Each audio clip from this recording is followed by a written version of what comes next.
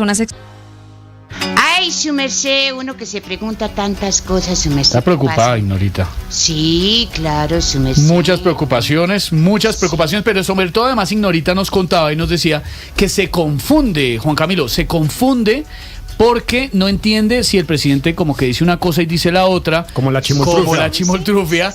Y entonces Ignorita se confunde. ¿Qué es lo que pasa, Juan Camilo, con los anuncios un poco confusos del presidente? Tal cual, Esteban, Ignorita. Como digo una cosa, digo la otra. Esa pareciera ser la premisa del presidente Petro, hablando del tema de convocar una asamblea constituyente, porque a lo largo de los últimos meses el tema ha mutado. Pasó de una asamblea, luego a cabildo. ¿Y en qué vamos, Andrés Carmona? Pues, Juan Camilo, yo no sé si nos va a tocar conseguirnos el diccionario Petro Español Petro, porque cada una de las declaraciones que ha dado el presidente sobre el tema de constituyente, y ya le voy a decir por qué no digo asamblea, poder, proceso, cabildo, no, constituyente, pues es diferente y ha generado confusiones. La primera vez que llegamos a escuchar y que se prendieron todas las alarmas políticas en el país sobre el tema de la constituyente fue el anuncio de una Asamblea Nacional Constituyente el 15 de marzo durante un discurso en Puerto Resistencia en Cali, recordemos.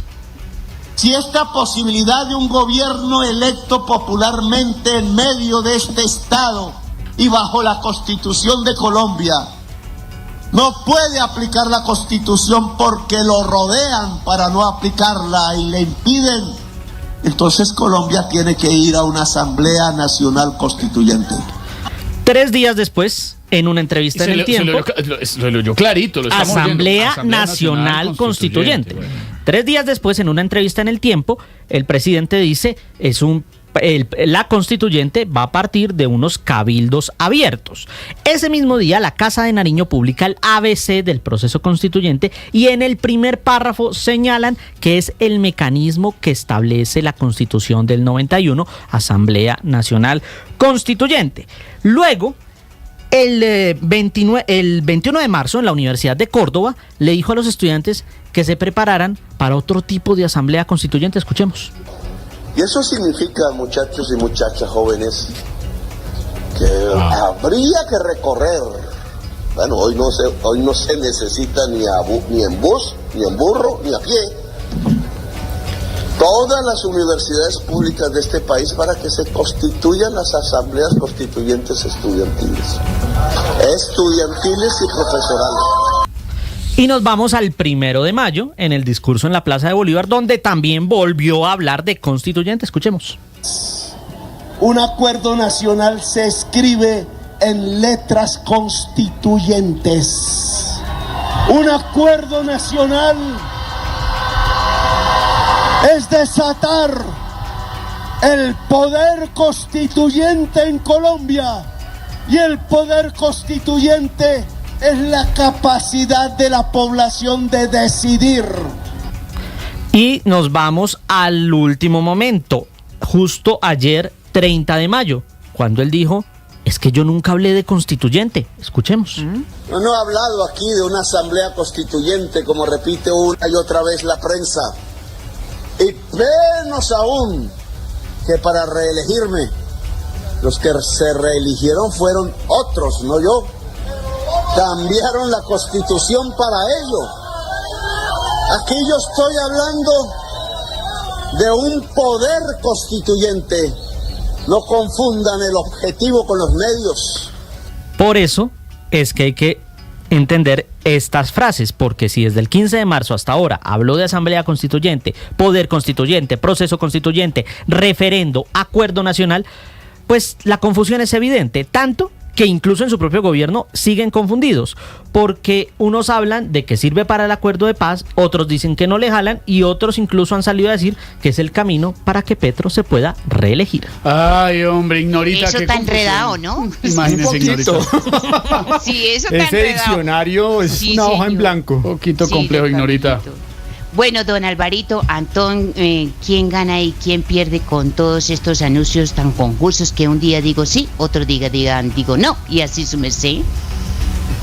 Pues estas incertidumbres en materia de temas tan de fondo de la sociedad como constituyente, que es cambiar la arquitectura institucional del país, pues benefician poco a todo el mundo. Más que los cambios que sin duda ha habido de parte del presidente, lo que hay que ver es qué hay detrás de esa invocación permanente que él hace al poder constituyente. Algunos dicen que eso es una estrategia del petrismo desde el principio, que la han ido sacando despacio, que lo que quieren es reformar la Constitución para reelegirse y quedarse en el poder. Esa es la narrativa de la oposición, de la ultraderecha.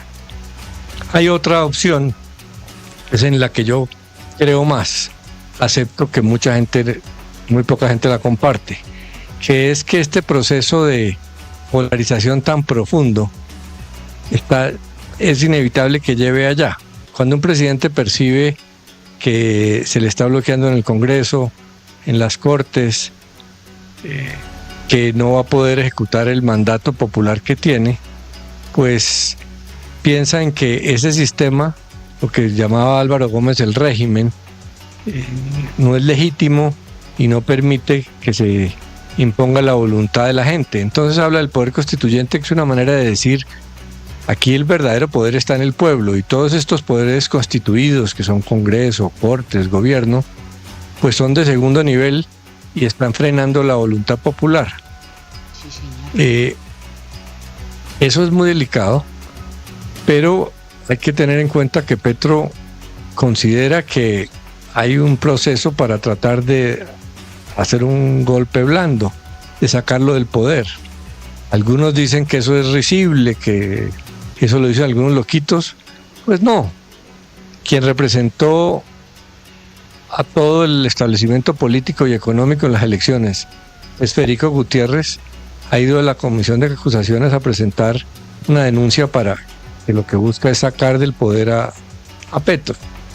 Y en los países vecinos se ha dado eso, y el contagio entre países andinos es probado. Entonces, cuando un mandatario considera que lo están bloqueando y que lo quieren sacar del poder, pues invoca al pueblo. ¿Cómo? Es muy difícil, porque la Constitución prevé unos mecanismos muy difíciles que implican consenso. Entonces, por eso Petro habrá pasado de hablar de una asamblea que no es viable, que pase por el Congreso, a otros mecanismos. Lo que hay que preocuparse es por qué un gobierno está hablando de tema constituyente.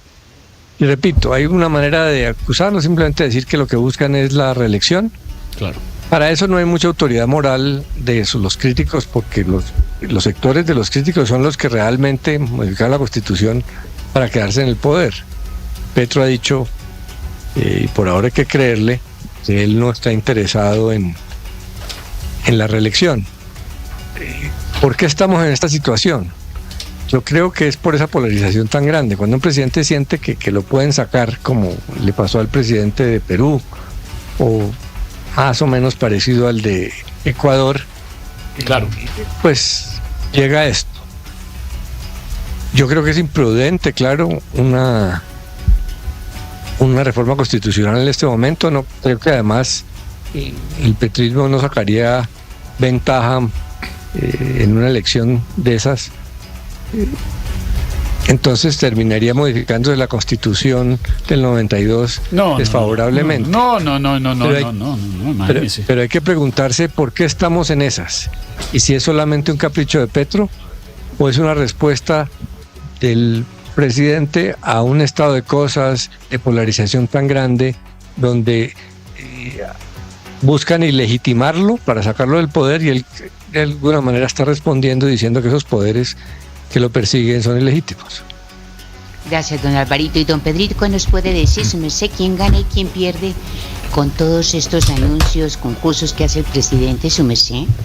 Pues yo creo, Ignorita, que me van a decir tibio, pero eso es miti, porque lo que el presidente está haciendo, en mi opinión, es recurriendo a la política para seguir electrizando al sector que él tiene, para mantenerlo unido, y ese sector siempre es un sector disruptivo, transgresor, digamos, para tratar de meter a lo que ellos llaman los indignados o los excluidos de la política. Y cuando usted ve cada declaración del presidente, va dirigido a ese sector, Entonces ahí el presidente Petro gana porque mantiene convencidos a cerca del 30-35% de colombianos que lo siguen y que son pastores de la iglesia petrista. Entonces ahí a él le funciona ese discurso que cada día lo modula, lo cambia, pero siempre es disruptivo, transgresor, diferente, tratando de mantener ese grupo político. Pero al mismo tiempo, y ahí va, por eso le digo que me van a decir tibio, porque eso va miti-miti, gana el presidente Petro con ese discurso porque mantiene a su sector electrizado. Y por el otro, pues la oposición, el resto de personas que no siguen al presidente, pero que son demócratas, pues por supuesto que utilizan el discurso del presidente para criticarlo, para mostrar caminos alternativos, para sacar adelante otra visión de país y decir que el presidente no lo está haciendo bien y que tiene muchas incoherencias. Entonces, por eso insisto que de pronto me van a decir que soy medio tibio, pero creo que gana el presidente con su sector y la oposición que elabora su discurso para criticarlo. Y por otro lado, yo lo voy a decir abiertamente, Gustavo Petro, desde que es político en Colombia y firmó los acuerdos de paz en 1989, cada vez que ha ocupado un cargo y ha jurado la Constitución, la ha cumplido.